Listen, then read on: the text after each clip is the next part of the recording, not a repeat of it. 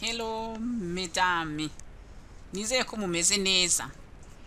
Ibintu bibiri nubibona ku mugabo wawe ashobora kwicira ejo hazaza hawe. Iyi video niyo kugufasha gusobanukirwa n'imibanire, cyane cyane iyo uri umuntu ugendera mu bintu by'urukundo nk'impumyi. Bya bindi bituma umugabo wawe cyangwa umukunzi wawe arengera uko abonye kose. Hari ibintu rero utagomba kureka ngo bitambuke iyo biganisha mu kugirira nabi, bya bindi bitarangira, bya bindi ubona ko ari ibintu bidagukwiriye bikabisha. Uyu munsi turaganira ku ngingo zidufasha kwita ku buzima bwacu nk'abagore. Ni ngombwa cyane, burya biroroshye kuba uri umugore ukareka umugabo akagutesha inzira yawe kubera ko ushaka kumushimisha. Bya bindi uvuga uti ndamukunda, ugendeye ku rukundo cyangwa se kubera ko uri umugore utareba kure, mufitiye urukundo ariko ukagenda nyine ukarekera ibintu byose, ukarekera kubera ko udashishoza. Iyo urebye usanga byorohera abagore benshi cyane kureka abagabo babo bagashyira ubuzima bwabo mu kajagari, bagashyira akajagari ubuzima bwabo rwose, bakabyakira bakabifata gutyo bakihangana. Ariko hari igihe ubona ko bikabishe, hari igihe mbona ibintu abagore babamo ukabona harimo ikibazo, birakabishe. Ubuheruka twaganiriye ku bagabo babiri bateye ubwoba ugomba kwitondera niba uri umugore ndetse ugahunga. Abo twaganiyeho cyari guhunga byihuta cyane. Uyu munsi rero turaganira ku bundi bwoko bw'abagabo babiri utagomba gukinisha niba ubigira ibintu byoroshye. Bana nawe ariko abigira ibintu byoroshye uvuga uti nta kibazo, ariko ndagira ngo musobanurire ntabwo ugomba kubikinisha. Bya bindi nyine uri umugore wabaye nyina ndarwemeye ukagira gutya ukarekera, maze ukabyarana n'umugabo udashobotse kandi ubibona, ukageza ku bana 7. Nyuma ugasanga wicuza uvuga ngo kera nari umugore w'injiji, kera ntabwo nari nzi ibya onapo, ariko ubu narajijutse, gusa ntugishoboye gusubira inyuma. Ni ukuvuga ngo ibyo bintu byose ugomba kumenya kare, ugomba kujijuka kare, kubera ko iyo ujijutse nyine warakerewe nta kintu biba bikikumariye kinini. Ugomba kujijuka kare ukibana nawe, ukareba uko bimeze, ukamwitegereza, ukamenya uwo ari we. Nturekere ngo ukomeze ube mu bintu bibi uraho ubireka kandi uri kubyara uwa kabiri, ubyara uwa gatatu, nyuma ukazahura n'ingorane kandi nyine warazibonaga ko zigutegereje. Ndifuza ko abagore benshi bajijuka bakareka kwangiza ubuzima bwabo kubera abagabo badashobotse, ngo ni ukugira ngo bitirirwe izina ry'umugore ufite umugabo. Abagore benshi batekereza gutyo, ati nitiriwe izina ry'umugore ufite umugabo numvaga ari byo bishimishije. Ugasanga utegereje kuri icyo kintu, hanyuma ukemera kuba mu buzima bubi, nyuma bikageraho bikakunanira, ukagenda wikoreye imisaraba kubera ibyo bintu wabayemo, ntushobore kwigobotora hakiri kare. Ntabwo rero bikwiriye ibintu nk'ibyo, ni ngombwa kubitekerezaho hakiri kare. Hari abagore benshi bari mu bibazo kubera ko babyaranye n'abagabo badashobotse, batafata inshingano zabo ku bana babo. Ugasanga umugore araho mu bibazo byamurenze kubera ko uwari umugabo we yamurekeye kurera wenyine abana nka 7. Umugabo yigaramiye nta kibazo afite, kandi umugore yarabibonaga kuva ku mwana wa mbere, ku wa kabiri, ku wa gatatu, abona ko ari mu bibazo bitoroshye, ariko akabirengaho agakomeza akabyara abana bagera kuri 7. Abagabo badafata inshingano ku bana babo ni ikibazo kigomba gutuma abagore bakanguka hakiri kare, bakava mu gusinzira ngo bari mu ngo, ngo bari kwitwa abagore gutyo, ngo Imana izabikora, Imana izabihindura. Ugasanga urimo uragenda wishyira mu mwobo buhoro buhoro, kugera ushyiraho umwana niko wishyira mu mwobo, niko wishyiraho mu mwobo. Ni ngombwa kubitekerezaho, abantu bakajijuka bagakanguka, bakareba kure, ukareba mu myaka 10, ukareba mu myaka 20, ibintu biri kwishyiramo ukabireba ubunona. Ni ngombwa cyane kubera ko abagore nabo ubwabo usanga bafite uruhare mu bibazo bahuye nabyo.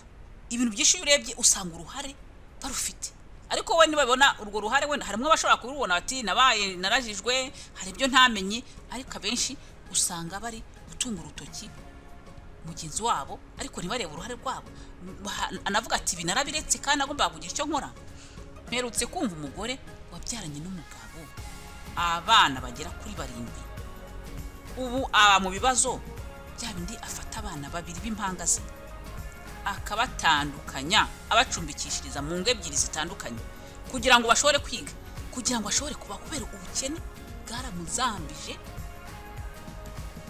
Iyo wumvise ukuntu umugabo we yamuhemukiye kuva na mbere ntago ari uvuga ngo yamuhemukiye nyuma, yamuhemukiye kuva na mbere, kandi uwo mugabo yageze naho amubuza kubyara, ariko umugore agakomeza akabyara. Urumva ko uwo mugore nawe nyine mu uruhare mu bibazo byinshi yafite. Urumva wibaza ukuntu abagore turemye imbere y'abagabo bikakuyobera. Iyo wumvise ibintu nk'ibyo uravuga uti ibi ni ibiki se, what? Abagore rimwe na rimwe bagomba kujijuka, bakamenya ubwenge, bagatekereza ku buzima bwabo. Umugabo udashobotse ukamwihambiraho kugeza ubyaranye nawe abana 7, 1, 2 ukageza kuri 7, kugeza ari we ahubwo uguta akigendera. Wowe warababayeho ubuzima bwawe ngo uri kumwihanganira, niko zubakwa, azahinduka, nta kundi wabigenza. Ni ikintu abagore badatekerezaho, kuko n'ubundi ingaruka ziraza mbi. Urabireka ngo uri kwihangana, ugakomeza ukongera ibibazo ahubwo ubyara, ariko n'ubundi biraza bikakugwaho noneho biremereye. Ni ikintu abagore bagomba gusohokamo, benshi barabikora. Ibintu nk'ibyo birababaje cyane. Niyo mpamvu basanga bari kuri za YouTube, umugabo yanyishe mpagaze. Kubera iki? Ntabwo bafashe ibyemezo hakiri kare ngo babone ko barimo mu bibazo, babone ko bari kwishura mu bibazo, bakomeza bakibyarira, kandi bari kumwe n'umugabo nyine udashobotse. Umugabo wenda afite n'ibibazo, burya hari n'abantu baba bafite ibibazo byo mu mutwe binyuranye bitandukanye, atari kuvuga ngo nabasazi, kuko hari ibintu ubona abantu bakora ukabona ko nabo atari bo. Ibi byose umuntu aba agomba kubibona, akabona ko umuntu bari kumwe afite ikibazo, hanyuma agafata ibyemezo hakiri kare, akamenya kwirinda kuzaga mu bibazo mu myaka 10, mu myaka ingahe iri imbere. Ni ngombwa cyane. Icyo nshaka kuvuga nuko ari ngombwa cyane nk'abagore guhora twibuka ko dufite inshingano kuri twe, dufite inshingano ku buzima bwacu. Icyo ni ikintu ugomba gutekereza. Tugomba kwitekerezaho, tugasubiza amaso inyuma, maze tukamenya ibikwiye kugira ngo dushobore kubaho ubuzima butunyuze, ubuzima burimo umunezero. Hari igihe usanga rero abagore benshi bibuza umunezero nk'ababihisemo ubwabo, ariko impamvu nyine ni nyinshi. Cyane cyane ni ikibazo cyo kudasobanukirwa, ikibazo cy'imyumvire, ikibazo cy'ubujiji. Ibyo byose ni ibibazo bituma nyine umuntu agwa mu bibazo, kubera ko kudasobanukirwa n'icyo ubuzima ari cyo. Ugasanga nyine wafashe ibyemezo bikugushamo ubuzima bwawe bwose, bikagukurikirana, ukazaho nabi, ukazaho mu mibabaro, kubera ko hari ibintu utakoze mbere. Hari amakosa menshi wakoze mbere, noneho ukibona nyine byarakurenganya, ibibazo byabaye byinshi. Hari ibintu nyine biba bikabije, birimo amakosa menshi yacu abagore tuba tugomba gutekerezaho hakiri kare tukabihindura. Nyuma y'umugabo rero urwana n'umugabo ukunda ibintu, twaganiriye muri ya video iherutse, dore ubundi bwoko bubiri bw'abagabo ugomba kwitondera ndetse ukabagendera kure mubana nabo. Umugabo wa mbere ni umugabo ugufata nk'ikintu cye, agashaka kuguhindura, ntakureke ngo ubu uriwe. Mwamenyanye uri igikara, arashaka kuba inzobe. Mwamenyanye umeze gutya na gutya, we arashaka ube ukundi. Ugasanga ibintu byose ashaka kwitwara uko ashaka, wowe ntugire icyo ushaka. Babaho cyane, aguhozaho ijisho uburyo nta bwisanzure akurekera na gato. Bene uwo mugabo akunda umuntu, ashaka ko uba wowe. Wa wundi ashaka kuba we mu bitekerezo bye, ntakunda wowe, kubera ko ashaka kukurema mu yindi shusho yifuza ubwe. Urumva ko wowe nagukunda, hari undi muntu yitekereza hari akaba ari wakunda. Niyo mpamvu rakubwira ngo bagurya. Iyo bimeze gutyo rero ntushobora kwisanzura muri uwo mubano nawe, kubera ko ntazatuma uburiwe. Kandi hari ikintu cy'ingenzi ku munezero w'umuntu, kuburiwe ni ikintu cy'ingenzi cyane. nta bwisanzure ufite muri icyo gihe. Ntiwisanzuye muri uwo mubano, aho uzaba uri nk'ikintu cya kindi kimutera kunezerwa we. Usanga ari nshaka witware gutya, use gutya, ungane gutya, wambare gutyo. Nibyo binezeza ngiwe madame, ibyo ni ibintu byo kwirinda. Wowe nta bikunezeza ugira, ibyo ntabwo ari byo gukurikira ibyo bintu. Ni ukuvuga ngo uriyanga wowe iyo wemeye gukurikira iyo nzira. Urukundo nk'uru, uwo mwashakanye agufata nk'ikintu cye, uri umugore we, ni urwo kwitondera. Abagufata nk'ishati ye, urukweto rwe, yakoresha icyo ashatse. Ibyo ntabwo ari byo. Urwo rukundo rero ni rubi cyane, ni urukundo rw'uburozi. Rushobora kuvamo ibintu bibi nk'ibyo no kwicana. Biriya umuntu agufata akakwica kubera ko nyine muri we mu mutwe we afite ikibazo, agufata nk'ikintu. Ni ukuvuga ngo agukoresha uko ashaka. Iyo ukoze uko adashaka, ayumva ko agufiteho uburenganzira bwo no kuba yakwica. Mu mutwe we niko bimeze. Iyo urubamo rero ugomba kwitonda, ugafata ibyemezo hakiri kare. Muri kubona nka Suzanne, umugabo we kugira ngo afate ateme umutwe, ateme ukuboko, ni ukuvuga ngo yamufataga nk'ikintu cye. Hari abantu bameze gutyo, baba ari abarwayi ku buryo yumva nyine agomba gukoresha icyo ashaka. Uri umuntu nkawe, ariko muri we yakugize nk'ikintu cye. Ntabwo aba agifata nk'umuntu nkawe. Niyo mpamvu nyine yumva afite n'ubwo burenganzira bwo kuba yakwica, akakuvana ku isi. Ni ibintu nawe ubwe adashobora gucunga. Aba afite uburwayi nyine, ni uburwayi ntabizi. Ubona ari umuntu ugenda nk'umuntu muzima, ariko ni umurwayi. Kubera ko hari abantu benshi bafite imyifatire imeze gutya. Ariko ubona nyine ari abantu bazima. Iyo ubana nabo rero ugomba kwitonda. Wabona uri umugore, umugabo ashaka kubumbatira, akukoresha gutyo, akumanipira, ukavuga uti hari ikibazo, ntabwo bisanzwe. Aba bantu nibo usangamo bantu bafuha cyane. Ugasanga arafuha cyane nta mpamvu, wavugisha n'umuntu waramutse ugasanga ni ikibazo. Ni ukuvuga ngo uri ikintu cye. Akwihambiraho ukabura n'ubuhumekero n'ubwinyagamburiro. Ibyo rero ni ibibazo, ni ibintu bibi uburimo. Uburi mu mubano mubi cyane w'uburozi. Ntabwo rero ugomba kurekera, ugomba kwitonda. Ntabwo umubano mwiza rukomera. Iyo ubonye umuntu akubuza ubuhumekero n'umwinyagamburiro, nta muntu wasuhuza, nta hantu wajya, ibyo ni bibi cyane. Uwo ntabwo aba ari umubano mwiza wo kubamo, ahubwo ni umubano w'uburozi wo kwirinda. Ni ngombwa cyane. Undi muntu wa kabiri, umugabo wa kabiri utakwiringira, ni umugabo ushaka guhera hasi, ntiyishimire kutera intambwe. Murababona nabo babaho. Uwo mubano yubamo ugomba nabwo gushishoza ukareba. Ufite nk'umushinga kuri ku mutima, wifuza gutangiza business, wifuza guhindura akazi se wakoraga, we aho kugushyigikira azabona impamvu z'urwitwazo zizatuma utagira imbaraga n'uburyo bukwiriye kugira ngo ukore ibyo bintu. Kubera ko muri we ntabwo yifuza kubona unezerewe, wateye imbere kumurusha. Niko aba ameze. Ariko ibyo ntabwo ari ikimenyetso cyiza cyerekana ko umuntu agukunda. Iyo umuntu agukunda, iyo umugabo agukunda, ubundi azakora uko ushoboye kugira ngo ukore ibikunezeza nawe. Yifuza ko wagera ku rwego rwiza, ugatera imbere, ukanezerwa, ndetse akabigushyigikiramo, akagukurura. Niba ari ukwiga, akagushyigikira ati jya kwiga, igibi zamuka, akagufasha no kwiga niba ari binakurusha. Ntabwo ari abantu uzakuvuza ngo ishuri rivemo, oya, ntabwo azabikora ibyo ngibyo. Ibi ngibi uri gukora bivemo, cara, oya, ntabwo azabikora.